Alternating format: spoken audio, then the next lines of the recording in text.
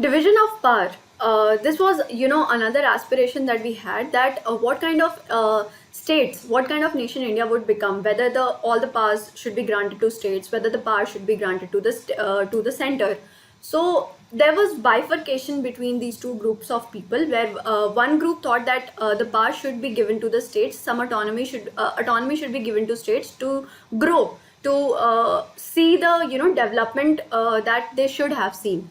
But on the other hand, since we had just seen the partition of India, since there were a lot of princely states as well, and since there was, a lot of diversity in India, some of the people, they thought that if we allow autonomy to, all the states, then there would be no unity, and we will not be able to, have a united India. They would all demand autonomy in the future as well. So basically, they came to a moderate solution. They came to a mid solution. The constitution provided 3 lists of subject to balance the competing claims of power between the center as well as states. So the 3 lists are known as, first, it is the central list, then there's states list, and then there's concurrent list. So the center's list had all the matters which were to be decided by the center. It includes the union list, the central government had this union list. All the matters that were in the union list was defense, banking, currency, all these things which were, which could be more, which could have, more impact when the central controlled it. So foreign affairs, communication, that was all what was there in the union list. Then they had state lists that included police, agriculture, education, trade, all these things which, state could, work in a more efficient manner, because all the lands, all the topography was not equal. Education demanded, linguistic, and the linguistic of all the states was not equal. So of course center could not decide for each the states because of from all these subjects. Now the concurrent list included, I'm sorry, I said education was on state list. The concurrent list included education, forest, trade, marriage, adoption, succession. So on these matters, both the central and the states had power to decide. So the concurrent list was also there. So basically, this happened to ensure a smooth division of power between center and the states. This is also, let's also discuss the theory of, we will not discuss the theory of federalism, but federation or federalism is a very important principle which we had to, retain, that states would also have power and central would also have power. Like, we would not give a very strong center so that the states would wither away, but rather we would, give a division of power to both the center and the state. So we had developed our own kind of federation as well. The debate on language. Now, India was a very diverse country with, different language throughout the country. The north spoke another language, the south spoke another language, the east spoke another language, west spoke another language, central spoke another language. So people were based on linguistic grounds. People, they recognized, they acknowledged their linguistic status as a very important one. There was this debate that what official language should be had, what official language should be there throughout India. So people, there was again this kind of bifurcation. Some of the people, they supported that English should not be there because, English was caused to us by the Britishers, so it should, go back with them. And rather Hindi should be our official language. Hindi should be the language of all the nation, throughout the nation. But the people, some of the people who were they said that no, Hindi could not be our official language because not all people speak Hindi. The South Indians or maybe the North Easterns and a lot of people, they did not speak Hindi. Hindi was not their official language. They had to learn to another language, and that was not fair to them. So basically they said that if you, actually impose Hindi to us, you would be no different than Britishers. So basically, please do not force any language on us, and let's, have a language that would, be accepted by everyone. So basically Hindi was called as an official language, but English was supposed to be used in courts, services, communication, and communication between the states. So English was basically the language of office use, that all the states and all the, major communication activities, the courts, the services, the administrative services would use English. So that was the common medium of all the states. T.T. Krishnamachari was among the leaders against the imposition of Hindi. He also said that, you would be cornering South India if you impose Hindi on us, because we are not ready to accept Hindi as the official language. We do not speak Hindi in any way, and to force us to learn Hindi is to, just, why don't you just give us a separate state then? So basically, Hindi could not have been a language which was used by all. Role of Br Ambedkar. Now, Br Ambedkar is known as the father of our constitution. His role to the making of constitution, as a chairman of the drafting committee, could not be, overlooked. Like, he was such a learned man. He was such an ambitious and a very, very intelligent, a very well-educated person, that he had this capability to, he had this foresight to see things that were still not there. So, as a chairman of the drafting committee, Dr. Ambedkar pointed out that political democracy had to be accompanied by economic democracy. It doesn't matter if we give you equal rights. It doesn't matter if we give you equality on paper. It wouldn't matter if you do not practice equality in actual life, if you do not practice equality in practical sense. So, what was happening was that on paper we were all equal, but in actuality people were still discriminating. And we asked this question to ourselves, that aren't we still discriminating between people? Like, after 70 plus years of our independence, we still do not have social equality, we still do not have economic equality. Why? Even though we have these things guaranteed by our constitution, our very own constitution had guaranteed us equality, but it's still not there. So that is what he said, that even though you are promising political democracy, it could not be carried out well if we do not carry it out economically and socially. So social and economic democracy had to be there to ensure the success of everyone, to ensure the development and growth of everyone, all the Indians. Let's see the formation of states. This is also a very important ground. Formation of the states was, many of the states, they were looking forward to, be divided on the base of linguistic grounds, because it was important for them. Language is a very important factor for us. We connect with language. We take pride in our language. It is not that we do not take pride in being Indian, but we also take pride in our language. We also take pride from where we are born. So basically, language is a very important factor, and these people, they wanted the states to be based on, language. They wanted the states to be bifurcated on the basis of language. So there was demands to, divide the states on linguistic grounds. The question was, how were states to be formed? People were against organizing states into on the basis of linguistic grounds, because that time Jawaharlal Nehru and Sardar Vallabhbhai Patel, they were all very skeptical about dividing states further than it was already divided in the sense of, first we had Pakistan, then there were princely states. So they were very skeptical about dividing states further on the basis of language, because they thought that in that way we could not be, retain our unity. So basically, they were very against the idea of dividing states on linguistic grounds, but they had promised it before the general elections of 1952, that we would be, organizing you on the basis of your language. It was important for the people to, for these leaders to understand that there was a need to divide the states on the basis of language. Because imagine Madras constituency, it also included the Telugu speaking people. So basically, Telugu speaking people would not connect with the Tamil speaking people. They were a big state, and they obviously wanted a separate state of their own. That is what happened. The demand for Andhra and the linguistic state. Potti Sriramalu was a Gandhian leader. He went on a hunger strike in 1952, demanding the formation of Andhra state for Telugu speakers. The new state of Andhra came into being on 1st of October 1953. Potti Sriramalu died after a fast of many days, I think 50 plus days.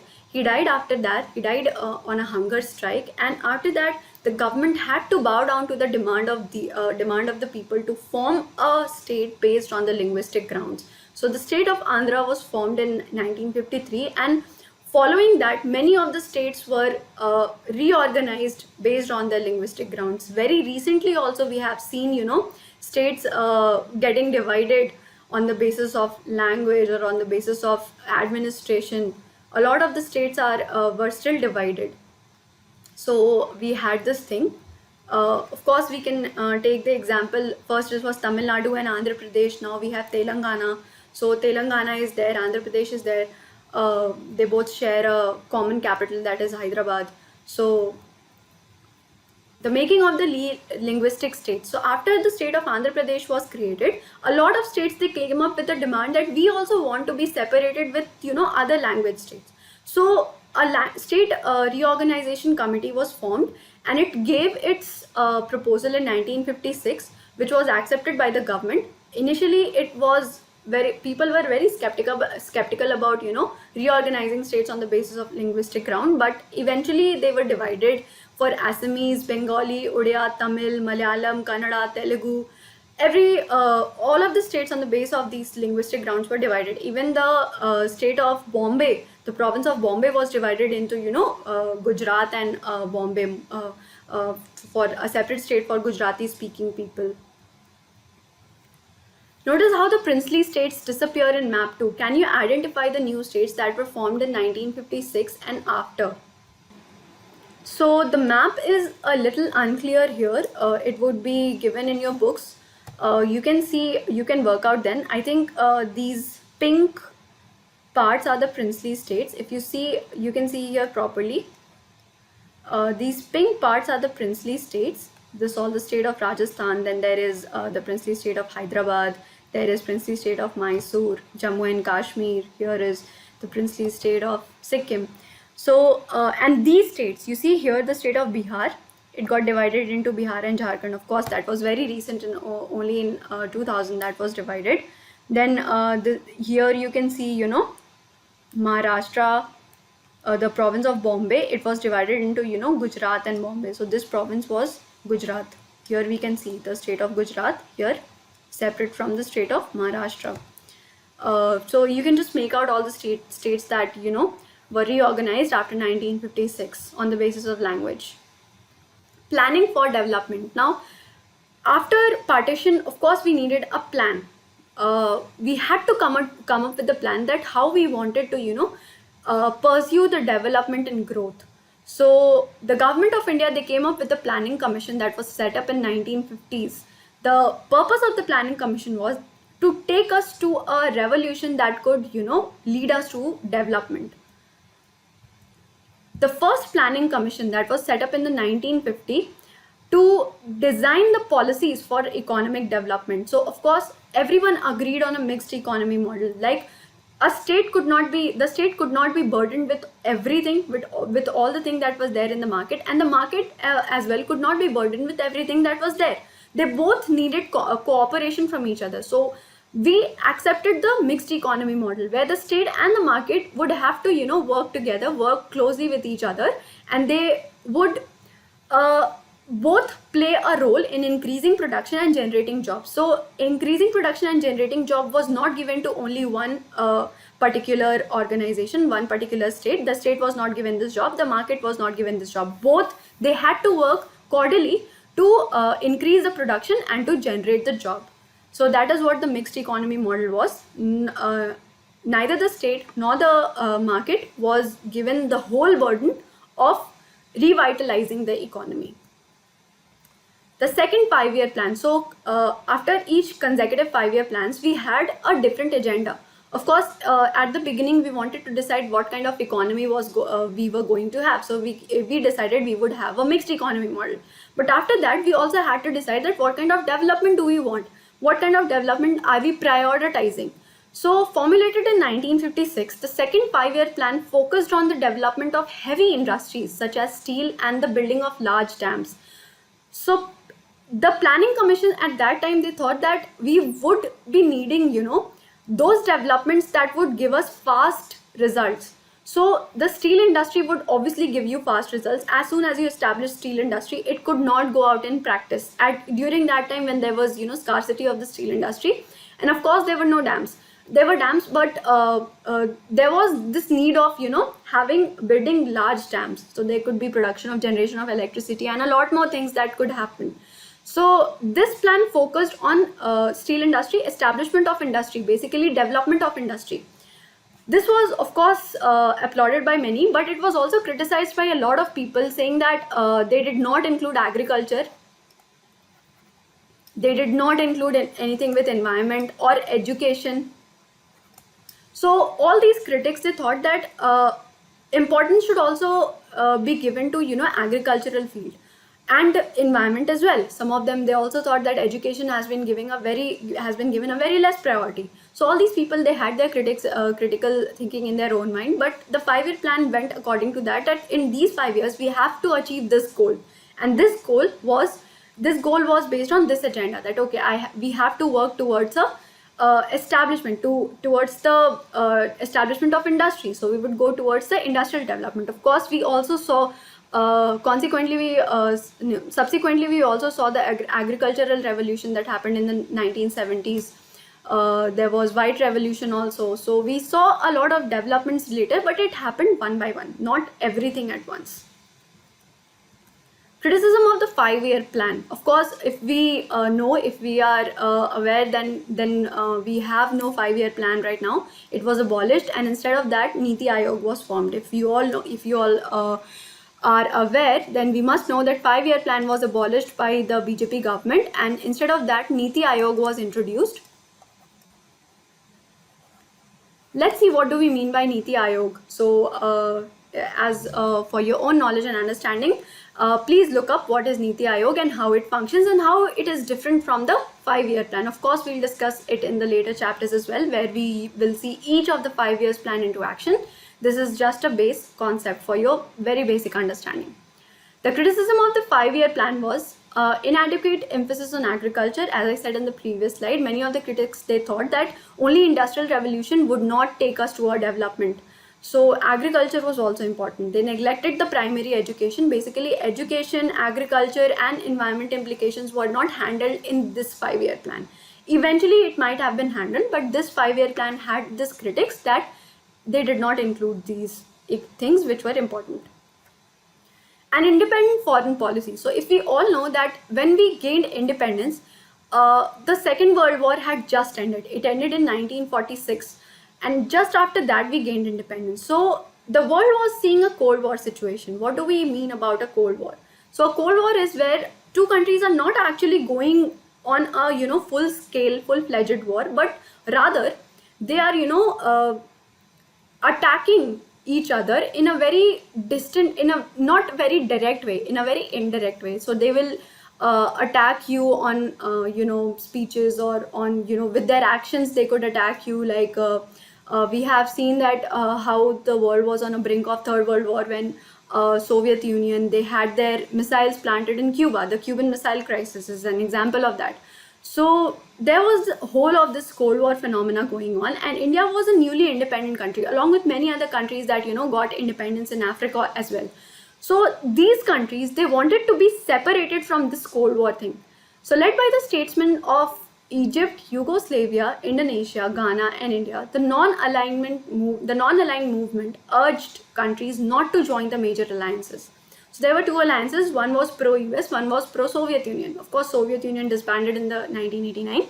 But before that, these countries were in full-fledged Cold War. So the newly independent nations such as India, they did not want it to be, allied with, they did not want it to be friends with any of, not exactly friends, they did not want it to be, directly connected with any of these countries, supporting one country against the another. Of course, that did not mean that these countries wanted to isolate themselves from the Cold War event. That would just mean a clear avoidance, a clear, decline of what is actually happening in the world. So these countries, they did not want it to, be aloof from all the world affairs. Rather, they wanted to form, a peace alliance. Like, we will not be aligned with both of you. We would not be, aligned with any one of you against any another one. But rather, we would try to, lead you to a very peaceful way. We would try and sort things between you. So that is why non-aligned movement was very important to these countries, and they all came together and formed the NAM as it is popularly known. India was also one of the founding members of NAM. The nation today, what is India today? We have free elections, we have independent press and judiciary. We have national unity despite social and cultural diversity. Like, India is a very diverse country. We cannot argue on that. India has so many languages, so many religions, so many customs, so many traditions. And despite of the thinking of the world when we got independence, that India was, going to be a very divided nation very soon. India was going to be broken into pieces in a very short time. We we did not break apart. Rather, we collected ourselves and we formed a united nation that we are still today. We are still United India. So even after all that diversity, we stood in unity. Discrimination and clashes between communities still persist. Of course, even when we granted equality in constitution, we tried to achieve that sense of idealism, but that could not happen because there were still clashes. We could not attain social and economic equality till date. There's still wide gap between the rich and poor. Growing gulf between the rich and poor. Of course, there is still not economic equality there that persists there. Disparities in the economic growth across communities. So across the communities, economic growth is still there. Like, some of the communities, they are flourishing really well, but some of the communities, after a great push, they're still not, recovering from the phase. So of course that we are also seeing. So this all shows that despite having a very tough time during partition, we still managed to be a united nation, and we still managed to be independent in many senses. But that doesn't mean that we did not have our drawbacks. We also faced some of the things that still persist till date. Let's come to the question. Before coming to the questions, let's all remember that all the planning, all the constitution, everything that is written on words, everything that is written on paper goes in vain if we do not practice it by ourselves. So rather than dividing, rather than going on a path that divides us, we should strive towards unity. Of course, it might seem, for some of us, it might seem, very ideal form, that, okay, that is such an ideal dream, that could not happen. But that can happen because we were, more divided during that time when India had just seen a partition, and we are still maintaining our United States. So what is stopping us now? So that is what we should have. We should question our minds each day, that what can we do to make this country achieve still greater developments and growth of all the people together. So let's have that curiosity in our minds. Let's move on to the questions. Question 1 is, name 3 problems that the newly independent nation of India faced. So first, we were seeing a lot of refugee influx, which meant that we had to provide them with food, shelter, employment, and everything. We were seeing poverty. Poverty was there in everywhere. Britishers had gone, but they had taken a lot of wealth with themselves. So basically, we had to, grow from the ashes. We had a lot of things to work upon, and poverty was a very, very important issue during that time. The community were divided. So they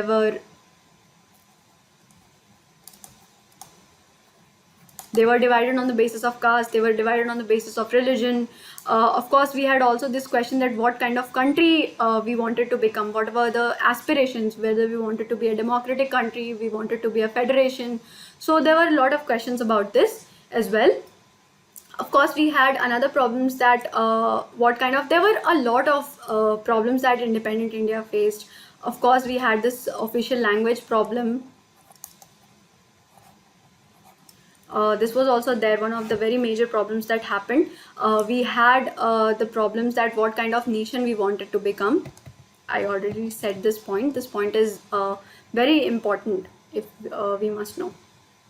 Question 2 is, what was the role of the Planning Commission? So the Planning Commission, it was established on the basis of this agenda that they would help form plans, the plans according to which the country would go. So basically, the Planning Commission, the role of the Planning Commission was to acknowledge that what are the areas that needed development and how do we go on the path of that development. They were to decide the path of the developments. So in the first Planning Commission, we were choosing our kind of economy. We chose the mixed economy. The second Planning Commission, they were more pro development of industry. So they were prone industrial development.